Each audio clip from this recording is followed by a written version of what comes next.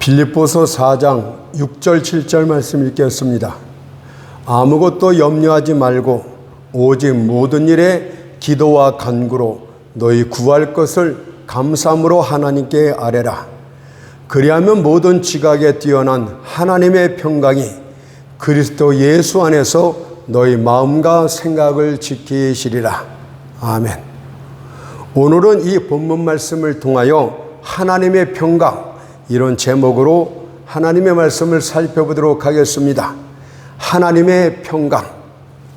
우리는 천성적으로 하나님과 화평치 못합니다. 누구도 본성적으로는 하나님을 사랑할 수 없습니다. 하나님께서 미워하는 죄가 우리에겐 달콤한 것과 유혹적인 것이 되기 때문입니다. 따라서 사람의 길은 하나님의 길과 다릅니다. 사람은 거꾸로 되어 있습니다. 머리는 땅을 향하고 다리는 하늘을 향해 있는 괴물 같은 피조물입니다. 이는 땅을 밟아야 될 발로 마땅히 열망해야 될 하늘을 걷어차기 때문입니다. 그것을 로마서 8장 7절에선 이렇게 말했습니다. 육신의 생각은 하나님과 원수가 되나니 이는 하나님의 법에 굴복지 아니할 뿐 아니라 할 수도 없음이니라. 우리 천성적인 육신의 생각과 마음은 하나님의 법에 절대 굴복하지도 않고 할 수도 없다고 단언적으로 선포를 했습니다. 우리는 하나님에 의해서 시작된 존재들입니다. 때문에 우리의 존재가 그분의 영광을 위해서 사용됨이 마땅합니다. 그것을 시편 100편 3절 4절에선 이렇게 노래합니다. 여호와가 우리 하나님이신 줄 너희는 알지어다. 그는 우리를 지으신 자요 우리는 그의 것이니 그에게 감사하며 그 이름을 송축할지어다 라고 했습니다. 하지만 우리는 그분을 거역했습니다. 출애굽기 5장 2절 말씀처럼 여호와가 누구간데 내가 그 말을 듣겠느냐며 주먹을 높이 든 채 하나님께 반역을 했습니다. 어떻게 피조물이 창조주를 향해서 반역을 꾀할 수 있단 말입니까? 따라서 난로 주위에 떨어진 불씨를 발로 비벼 끄듯이 하나님께서도 우리를 그렇게 멸절시키는 것이 합당한 줄 믿습니다. 하지만 하나님께서는 반역적인 우리를 진멸하기보다는 우리를 사랑하사 구원키로 작정하셨습니다. 그것을 요한일서 4장 10절에서 하나님의 사랑이라고 표현을 합니다. 사랑은 여기 있으니 우리가 하나님을 사랑한 것이 아니요 오직 하나님이 우리를 사랑하사 우리 죄를 위하여 화목제로 그 아들을 보내셨음이라고 말씀하고 계십니다. 본문에서 하나님이 우리를 사랑하사 이 세 마디의 말의 의미를 알고 계십니까? 하나님은 무한히 거룩하신 분이십니다. 하나님은 너무도 크신 분이기에 하늘의 하늘도 수용할 수 없습니다. 그런데 그런 하나님이 우리를 사랑하셨다고 합니다. 그렇다면 우리는 도대체 어떤 존재입니까? 우리가 하나님의 사랑을 받을 만한 특별한 존재라도 됩니까? 전혀 그렇지를 못합니다. 우리의 존재는 가장 보잘것없는 존재라는 것부터 기억하십시오. 이사야 40장 15절에서 그에게는 열방은 저울의 적은 티끌 같으며 라고 말씀하고 있듯이 세상 모든 열방들이, 세상 모든 사람들이 그분 앞에서는 적은 티끌과 같은 먼지와 같은 존재라고 합니다. 여러분은 개미집을 보았을 것입니다. 만일 여러분이 그 개미집을 막대기로 휘젓게 되면 개미들은 떼지어 우왕좌왕하게 됩니다. 그러나 여러분은 그런 개미들에 대하여 조금의 관심도 두지 않습니다. 그런데 하나님 앞에서의 우리는 우리 앞에서의 개미보다 더 못한 존재라고 말합니다. 우리는 개미보다 못한 티끌이요 먼지라고 하셨기 때문입니다. 게다가 이 무익한 존재가 하나님을 향해서 반역까지 했습니다. 때문에 하나님께서는 우리를 멸절시킨다 할지라도 그것은 그분 손에서 받을 마땅한 보응이 됩니다. 그러나 그분께서는 우리를 사랑하시기로 작정하셨습니다. 그분의 사랑은 그 아들을 보내주시는 것이었습니다. 우리가 그분을 듣지 아니하고 영접지 아니하고 오히려 침을 뱉고 살해할 것을 아심에도 불구하고 우리를 사랑하사 그 아들을 보내셨습니다. 본문은 한 걸음 더 나아가서 하나님이 그 아들을 화목제로 보내셨다고 말씀을 합니다. 화목제라는 것은 바로 제물로 드릴 자라는 것을 뜻하고 있지 않습니까? 십자가는 그의 제단이고 그분 자신이 화목 제물이 되셨던 것입니다. 하나님께서는 그의 아들 예수께서 우리의 죄를 대신 짊어지시고 피 흘려 죽으시게 하기 위하여 이 땅에 보내셨습니다. 그것을 갈라디아서 4장 4절에서는 이렇게 말합니다. 때가 차면 하나님이 그 아들을 보내사 여자에게서 나게 하시고 율법 아래 나게 하신 것은 율법 아래 있는 자들을 속량하시고 여자에게서 나게 하시고 율법 아래 나게 하신 것. 이 말씀이 무슨 뜻입니까? 여자에게서 나셨다는 말은 사람으로 오셨고 사람의 대표자로 오셔서 우리 모든 죄를 담당하기 위해 오셨다는 뜻입니다. 창조주가 피조물이 되었습니다. 하나님의 아들이 사람의 아들이 되었습니다. 이 얼마나 놀라운 사랑이란 말입니까? 또한 율법 아래로 오셨다는 말은 죽으시기 위해서 오셨다는 뜻입니다. 왜냐하면 율법에서 히브리서 9장 22절에서 피 흘림이 없은즉 사함이 없느니라고 말씀하신 것은 율법의 진노 아래 갇힌 우리들을 대신하여 율법이 요구하는 모든 죄값을 지불하기 위해 오셨다는 뜻입니다. 그분의 십자가의 죽으심은 하나님과 우리 사이에 화평이 되시기 위한 대속이었음을 성경이 말합니다. 에베소 2장 14절 15절을 보십시오. 그는 우리의 화평이신지라 둘로 하나를 만드사 중간에 막힌 것을 허시고 원수된 것 곧 의문에 속한 계명의 율법을 자기 육체로 폐하셨는데 율법의 모든 것들을 자기 육체로 폐하셨대요. 자기 육체로서 율법이 요구하는 모든 요구를 갚으셨다 이 뜻입니다. 따라서 하나님과 우리와의 화평은 공의와 모순됨이 없는 그런 온전한 화평이 됩니다. 하나님께서는 죄를 눈 감아주지 않습니다. 하나님께서는 죄를 반드시 징벌하십니다. 그의 아들 예수께서 우리의 죄를 대속기 위해 죄인의 자리에 섰을 때 하나님은 그를 용서치 않으시고 율법의 형벌로 그를 치셨다고 합니다. 그분께서 십자가에 달려 피 흘려 죽으실 때 엘리 엘리 라마 사박다니 나의 하나님 어찌하여 나를 버리셨나이까란 절규는 그분께서 화목제물로 죄인의 자리에 서셨을 때 어떤 고통을 겪었는지를 우리에게 알려줍니다. 그분께서 십자가 위에서 요한복음 19장 30절의 말씀처럼 다 이루었다 하시고 머리를 숙이시고 영원히 돌아가셨다는 것은 하나님의 공의가 완벽히 만족되었다는 뜻입니다. 그분께서 우리가 영원히 겪어야 될 모든 고통으로도 다 갚을 수 없는 죄값을 십자가에서 다 지불하셨습니다. 이제 율법은 예수로 말미암아 영화롭게 되었습니다. 따라서 이젠 누구든지 예수만 믿기만 하면 하나님과 화평의 관계를 맺게 됩니다. 그것을 로마서 5장 1절에서 이렇게 말해요. 그러므로 우리가 믿음으로 의롭다 하심을 얻었은즉 하나님으로 더불어 화평을 누리자. 거룩하신 하나님과는 죄를 갖고 있는 죄들은 절대 화평의 관계를 누릴 수가 없습니다.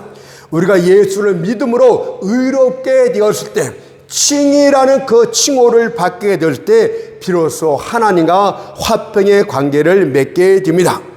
따라서 예수님을 믿는 여러분들은 이제 하나님과 여러분들 사이에 완전한 평화가 이루어졌음을 믿으십시오. 여러분의 죄는 다툼의 근거요 진노하심의 근거였지만 그리스도의 대속으로 완전히 사라졌습니다. 그것은 그분의 피로 깨끗이 지워졌으며 바다의 심연 속으로 던져졌습니다. 동이 서에서 먼 것 같이 그는 우리의 범죄들을 우리에게서 제거해 주셨습니다. 때문에 이제 우리들에 대하여 하나님의 노를 일으킬 만한 것은 아무것도 없습니다. 왜냐하면 예수의 피로 우리의 죄는 사함을 받았고 우리의 허물은 가리움을 입었기 때문입니다. 우리는 예수 그리스도로 말미암아 하나님과 화목하게 되었고 사랑하는 자 안에서 용납함을 받게 되었습니다. 따라서 우리는 모든 사람들에게 다 이루었다라는 이 주님의 마지막 말씀을 널리 선포해야 됩니다. 힌두교인들이 날카로운 못 위에 자신의 몸을 던집니다. 이들은 자신을 괴롭히고 고행을 자청합니다. 그러나 힌두교인들이요, 그렇다고 해서 여러분들 죄가 없어지거나 용서받는 것이 아닙니다. 그렇다고 하여 하나님과 화평의 관계를 맺을 수 있는 것이 아닙니다. 우리의 대속자 예수께서 다 이루었다고 하셨는데 어찌하여 미친 짓을 계속하고 있습니까? 오로지 예수를 믿음으로 의롭다함을 받게 될 때 예수를 통하여 하나님과 화평케 될 수 있는 것입니다. 가톨릭의 미신자들도 미사라는 헛된 자들을 날마다 드리고 있습니다. 빵과 포도주를 높이 지켜둔 채 산자와 죽은 자를 위한 피 없는 희생 제물이라고 외치고 있습니다. 어리석은 사제들이여, 주께서 다 이루었다 하시니 이제 그만 헛된 제사를 멈추도록 하십시오. 어리석은 예배자들이여, 주께서 다 이루었다고 하니 엎드림을 멈추도록 하십시오. 하나님께서는 그리스도께서 단번에 드리신 그 희생제사 외에는 어떤 제사도 연락하지 않기 때문입니다. 이제는 예수 그리스도로 말미암아서 하나님과 화평 관계를 맺게 되었다는 사실을 깨닫게 되었습니다. 예수를 믿음으로 의롭게 함을 받은 자들이 하나님과 더불어 화평의 관계를 맺게 되었다. 이런 진리를 우리는 깨닫게 됩니다. 그렇다면 이제 한 걸음 더 나아가 하나님과 우리 사이의 화평의 관계를 부차적인 관계에서 평강의 세계, 부차적인 평강의 세계로 옮겨가 보도록 합시다. 첫째는 우리의 내면 속에서 하나님의 평강을 누려야 됩니다. 두 번째는 여러분의 생활 속에서 하나님의 평강을 누려야 됩니다. 첫째로 여러분의 내면에서 하나님의 평강을 누릴 수 있어야만 됩니다. 행복과 평강은 사람 주변의 어떤 것보다도 그의 내면에 더 많이 달려있다는 사실을 기억하도록 합시다. 죄인들의 경우에는 안식과 평안이 없습니다. 죄의식을 갖고 있는 자가, 용서함을 받았다는 의식이 없는 자가 어떻게 평강을 누릴 수 있단 말입니까? 그들은 날마다 죄의식으로 말미암아서 요동치지 않겠습니까? 옛날의 죄악들이 지옥의 불꽃보다 양심 속에서 더 활활 타오르고 있지 않습니까? 그래서 믿음으로 의롭다함을 받지 모든 그런 세상 사람들은, 자연인들은 바로 평강을 누릴 수가 없어요. 용서받은 의식이 없기 때문에 늘상 정잠 속에서 헤어나지를 못합니다. 사단이 그때그때마다 정죄하고 여러분들의 육체의 양심이 정죄하고 모든 것들이 여러분들의 죄를 정죄하고 있기 때문에 결코 평안과 안식을 가질 수가 없습니다. 뿐만 아니라 여러분들 안에는 거듭나지 못한 옛 본성이 있기 때문에 여러분들은 평강을 누릴 수가 없습니다. 옛 본성은 어떤 본성입니까? 한마디로 만족하지 못하는 본성입니다. 거듭나지 못한 심령은 마치 죽은 자의 목구멍처럼 무엇을 넣든지 간에 항상 배고파합니다. 그들은 예수 안에서 만족한다는 것이 무슨 말인지를 모릅니다. 사도 바울이 내가 모든 일체 일에 자족할 줄 알았다, 이 말씀의 의미가 그들은 전혀 깨닫지를 못할 것입니다. 먼저 욕정의 갈망 속에 있는 자들을 보십시오. 그들은 만족하기 위해서 욕정의 갈망 속에 들어갑니다. 하지만 그것은 마치 소금물을 마시면 마실수록 점점 더 목이 타오르듯이 그런 욕망들은 점점 더 허기질 따름입니다. 또한 돈을 벌므로 자신의 욕망을 채우려는 자들도 있습니다. 재물을 축적하려는 욕심에 사로잡힌 자에겐 안식과 평안이 없습니다. 그 사람의 재물을 획득했다고 칩시다. 그러나 그 사람이 그것을 획득하는 순간 그것은 더 이상 재물도 아니고 만족 그 자체도 아닙니다. 그는 더 많은 액수를 선장해 놓습니다. 그리고 비록 그가 그 액수를 모았다 칠더라도 항상 그에게 불충분할 뿐입니다. 그들의 심령 속엔 만족할 줄 모르는 두 마리의 거머리 딸이 있다고 합니다. 잠언서 30장 15절을 보니까 거머리에게는 두 딸이 있어 다고다고 하느니라. 만족할 줄을 알지 못하며 족하다 하지 아니하는 것들이라고 말하고 있지 않습니까? 우리는 적은 것에 기뻐할 줄 알고 감사할 줄 압니다. 우리는 하나님의 필요한 것을 주시면 그 필요한 것에서 하나님께 영광을 돌립니다. 그러나 세상 사람들은 그 목구멍에 열린 목구멍, 죽은 자의 목구멍 같아서 만족할 수가 없습니다. 분노의 경우도 마찬가지 아닙니까? 이들 가운데는 쉽게 화를 내지만 그 화를 가라앉히지 못하는 자들이 많습니다. 설령 화를 누구뜨렸다 할지라도 그들은 속으로 계속 증오심을 키우며 상대방에게 복수할 기회를 호시탐탐 노립니다. 이들은 마치 싸우기 위해서 태어난 짐승 같습니다. 다른 사람을 산상조각 낼 수 없으면 자신을 산상조각 내야만 직성이 풀릴 수 있는 자들입니다. 그런데 그들의 마음 가운데 안식과 평강이 어떻게 존재할 수 있단 말입니까? 거듭나지 못한 심령들에 대해서는 평강이 없음을 이사야 57장 20절 21절에 이렇게 말합니다.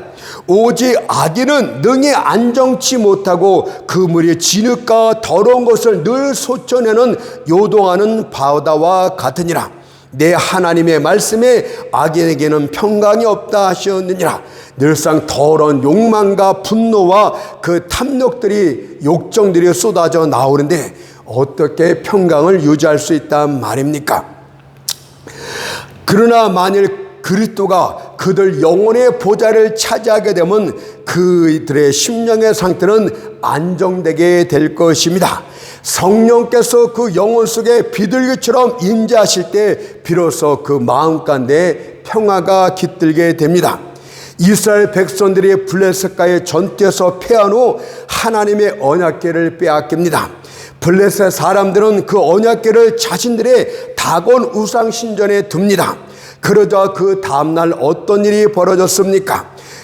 사무엘상 5장 2절에서 4절을 보니까 블레셋 사람이 하나님의 궤를 가지고 다곤의 당에 들어가서 다곤의 곁에 두었더니 아스돗 사람이 이튿날 일찍이 일어나 본즉 다곤이 여호와의 궤 앞에서 엎드려져 그 얼굴이 땅에 닿았는지라. 그들이 다곤을 일으켜 다시 그 자리에 세웠더니 그 이튿날 아침에 그들이 일찍이 일어나 본즉 다곤이 여호와의 궤 앞에서 엎드러져 얼굴이 땅에 닿았고 그 머리와 두 손목은 끊어져 문지방에 있고 다곤의 몸뚱이만 남았더라.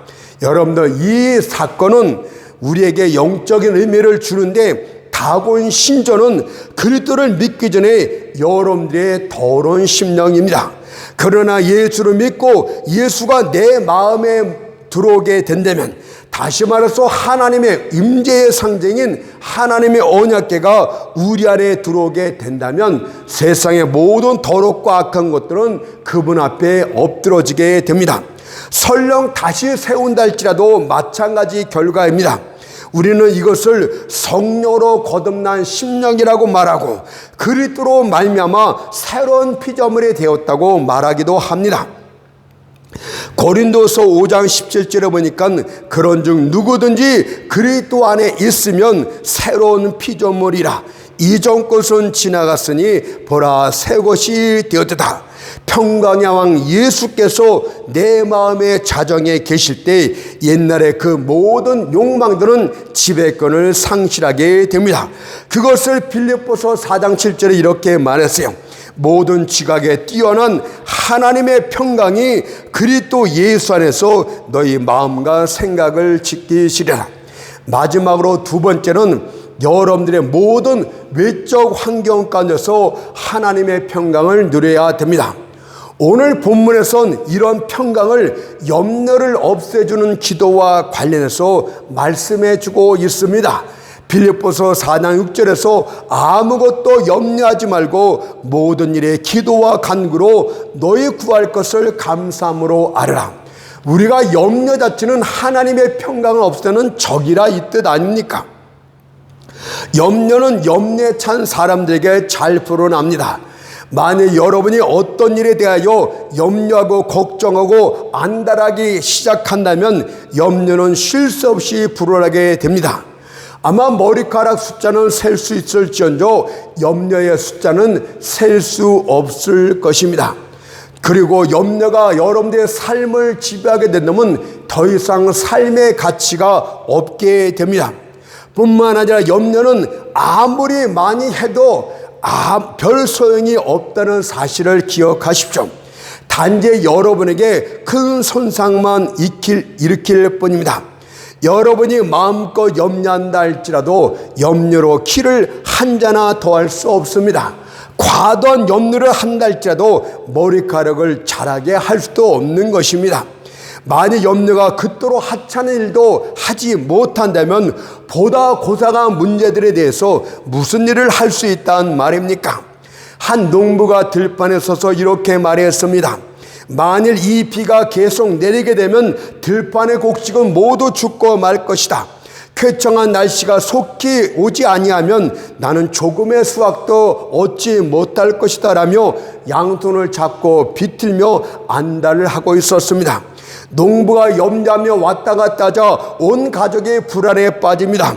그러나 그의 염려로는 한 줄기 햇살도 만들지를 못합니다.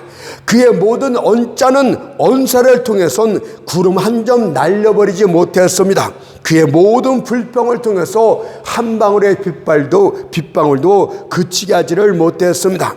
이처럼 염려를 통해서 할 수 있는 것은 아무것도 없습니다. 그런데 왜 염려에 염려를 더하시는 것입니까? 염려는 당신의 심장만 갉아먹는 것이 아니겠습니까? 또 염려로 가득 찬 심령은 수많은 일들을 똑바로 판단하지를 못합니다. 망원경을 갖고 예를 든다면 망원경에 여러분들의 걱정과 한숨의 뜨거운 입김을 불게 부른 후에 그것을 눈에 갖다 대면 뿌연 구름 같은 것 이에는 아무것도 볼 수 없습니다. 염려에 깊이 빠지게 되면 여러분은 분별력과 식별력을 상실하게 됩니다. 그러니 조용하고 침착감 가운데 올바른 사건들을 판단하고 해결해 나가도록 하십시오. 염려를 기도로 바꾸는데 애를 쓰십시오.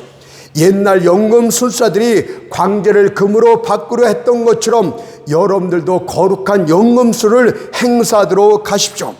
염려의 모든 것들을 기도의 틀에 넣어서 영적 부하인 평강을 취하도록 하십시오. 만일 여러분의 모든 염려를 하나님께 맡기게 된다면 하나님의 특별한 섭리적 돌보심 아래서 여러분들은 기뻐하고 또 기뻐하게 될 줄 믿습니다. 그렇다면 염려를 없애는 기도는 어떻게 해야 됩니까? 오늘 본문에서 말하기를 모든 일에 기도와 간구로 이렇게 말하고 있듯이 염려를 없애는 기도는, 염려로부터 우리를 구원해 달라는 기도는 반복적인 기도가 있어야 됩니다. 같은 의미의 기도와 간구를 중복해서 썼다는 것은 반복적인 기도가 대단히 중요하다는 뜻입니다. 끈질긴 기도가 중요하다는 뜻입니다. 처음 기도에 응답해 주지 않았습니까? 그러면 또다시 기도하십시오. 그래도 응답이 없습니까? 3번, 4번 계속해서 반복하여 기도하십시오. 위대한 선지자 엘리야의 경우도 하늘에서 비를 내려주기를 7번씩이나 반복해서 기도했을 때 비로소 응답이 임했다고 합니다. 열왕기상 18장 42절 44절을 보세요. 엘리야가 갈멜산 꼭대기로 올라가서 땅에 꿇어 엎드려 그 얼굴을 무릎 사이에 놓고 그 사환에게 이르되 올라가 바다편을 바라보라. 저가 올라가 바라보고 고하되 아무것도 없나이다. 가로되 7번까지 다시 가라. 7번째 이르러서는 저가 고하되 바다에서 사람의 손바닥 작은 구름이 일어나나이다. 그렇다면 엘리야 선지자보다 못한 우리들은 오죽하겠습니까? 70번씩 7번이라도 나아가서 기도하십시오. 작은 손바닥만한 그런 응답의 작은 것이 나타날 때까지 기도를 멈춰서는 안 됩니다. 야곱의 경우도 마찬가지 아닙니까? 그가 약곡강 나루에서 하나님의 사자를 붙들고 축복해 줄 것을 기도합니다. 그러나 그는 계속 거절을 당합니다. 마침내 하나님의 사자가 그의 환도뼈를 치자 위골되고 말았습니다. 그러나 그런 상태에서도 하나님의 사자를 두 손으로 붙잡고 끝까지 기도함으로써 응답을 받았습니다. 야곱의 기도에 씨름해서 승리함으로써 지렁이 같은 야곱에서 이스라엘 하나님의 왕자가 될 수 있었음을 창세기 32장 27, 28절에 이렇게 말합니다. 그 사람이 그에게 이르되 내 이름이 무엇이냐? 그가 가로되 야곱이니이다. 그 사람이 가로되 내 이름을 다시는 야곱이라 부를 것이 아니요 이스라엘이라 부를 것이니 이는 내가 하나님과 사람으로 더불어 겨루어 이겼음이니라. 여러분이 지금 지렁이 같은 존재입니까? 지렁이 같은 삶을 살고 있습니까? 기도로서 모든 것을 승리함으로 하나님의 부유한 자녀가 되십시오. 다음으로는 지성적인 기도를 하라고 말합니다. 많은 이들이 기도 속에 내용은 들어있지 않고 기도 껍질만 갖고 있습니다. 입술로서는 끊임없이 기도하지만 마음은 가게나 직장이나 논밭에 가 있습니다. 바람이 불면 물레방아는 돌지만 아무것도 갈리지 않는 것은 무엇입니까? 물레방아 속에 곡물, 즉 지적이고 간절한 바람이 들어가지 않고 그냥 맹숭맹숭 하던 말을 반복하기 때문에 그런 것입니다. 여러분들은 기도할 적마다 똑같은 내용이라 할지라도 그때그때 마음을 담아서 온 마음으로 그분께 구체적으로 기도할 것을 말씀합니다. 너희 구할 것을 하나님께 아뢰라. 이 뜻은 지적인 기도를 하라는 뜻입니다. 하나님을 납득시키고 설득하는 기도를 하라는 뜻입니다. 하나님의 속성에 부합하는 기도를 하라는 뜻입니다. 물론 하나님은 여러분들이 구하기 전에도 이미 무엇이 필요한지를 다 알고 계십니다. 그러나 하나님은 전혀 알지 못하고 있는 것처럼 여러분들의 기도를, 구하는 기도를 듣고 싶어 하십니다. 그러므로 구하는 것을 하나님께 정확하게 아뢰십시오. 구하는 것이 무엇인지, 왜 필요한지, 언제까지 필요한지를 지적으로 논리적으로 기도하도록 하십시오. 그리하면 여러분의 염려는 해결되게 될 줄 믿습니다. 세 번째로는 감사함으로 기도를 하라고 합니다. 사람들이 깊은 염려 가운데 빠지면 기도 속에는 원망과 불평만이 생기게 됩니다. 그러나 염려에서 건짐을 받기 위해선 원망과 불평이 섞인 기도가 아니라 감사의 기도를 하라고 합니다. 많은 재물을 잃었습니까? 그렇다면 이 세상은 잃어버릴 경향이 항상 있는 세상이구나. 먼저 그것부터 인정하도록 하십시오. 밀물지에는 쌀물이 있게 마련입니다. 겨울이 닥쳐와서 여름의 아름다운 꽃들을 짓이겨 버리지 않습니까? 그러니 안달하지 말고 자연의 섭리를 이해하는 중에 감사함으로 이렇게 기도하십시오. 겨울에 여름의 꽃들을 짓이겼다 할지라도 또다시 여름의 꽃이 필 것을 생각하면서 감사함으로 욥처럼 기도하면 됩니다. 욥기서 1장 21절 22절에 보니까 주신 자도 여호와시요 취하신 자도 여호와시오니 여호와의 이름이 찬송을 받으실지니이다 하고 이 모든 일에 욥이 범죄하지 아니하고 하나님을 향하여 어리석게 원망하지 아니하니라. 여러분들이 바라던 일이 이루어지지 않고 있습니까? 하나님이 약속하셨지만 약속이 더딘 것 같습니까?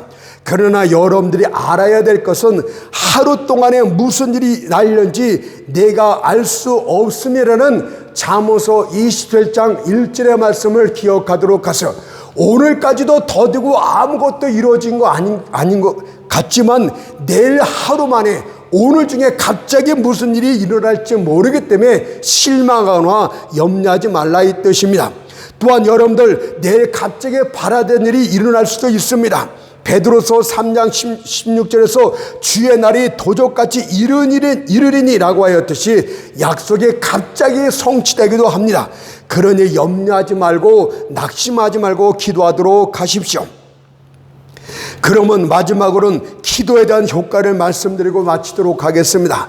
빌립보서 4장 7절에 보니까 그리하면 모든 지각에 뛰어난 하나님의 평강이 그리스도 예수 안에서 너희 마음과 생각을 지키시라. 여러 염두를 기도로 바꾸세요. 여러분 반복적인 끈적인 기도를 하고 구하는 구체적인 기도를 하고 감사함으로 기도할 때 평강이 나타난대요. 이것이 응답입니다. 여러분도 모르게 진기한 하나님의 평강이 여러분들의 생각과 마음을 지키신다고 합니다. 여러분들의 생각과 마음에 침체되지 않도록 하나님의 평강이 붙들어 주시고 지킨다는 뜻입니다. 지킨다는 말은 하나님의 평강이 마음을 꽉 채웠다 이 뜻 아닙니까? 그러면 평안한 영혼은 흔들리지 않고 방황하지 않고 실족하지 않고 조용히 기쁨 중에 안식할 수 있습니다. 바닷가에 매어 있은 채 가라앉지 않고 떠있는 거대한 구명부표를 생각해 보십시오. 폭풍의 재앙을 흉흉하다 할지라도 그것은 물 위에 떠 있은 채 줄에 묶여 제 위치에 있습니다. 하나님의 평강이 그 영혼을 지킬 때도 마찬가지인 줄 믿습니다. 모든 지각에 뛰어난 하나님의 평강, 여러분들 우리의 지각을 뛰어났기 때문에 그 평강이 왜 왔는지 문제가 해결되지도 않았는데 내가 왜 평강을 누리고 있는지 이유를 알 수 없습니다. 그러나 이 모든 지각에 뛰어난 하나님의 평강이라 했듯이 남에게 설명할 수도 없고 나도 이해할 수 없지만 이것을 아는 방법은 딱 하나입니다. 체험하는 것밖에는 없습니다.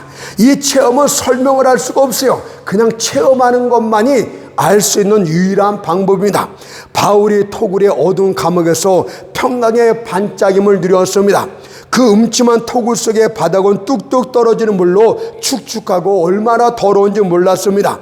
바울과 실라는 등줄기에 피가 흐를 때까지 두들겨 맞고 통나무에 묶여 있었습니다. 하지만 그는 그런 중에도 하나님의 평강과 안식을 누리며 찬양을 했다고 합니다.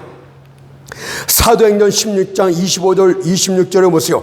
밤중쯤 되어 바울과 실라가 기도하고 하나님을 찬미하며 죄수들이 듣더라. 이에 호련히 큰 지진이 나서 옥토가 움직이고 문이 다 열리며 모든 사람의 메인 것이 다 벗어진지라. 마음과 생각만의 평강이 있는 것이 아니라 바로 착고가 끊어지고 감옥문이 활짝 열리는 환경 가운데 평강이 이어서 있을 것을 하나님이 말씀하고 있지 않습니까? 여러분들 이것이 하나님의 생활 가운데 나타나는 하나님의 평강인 줄 믿습니다.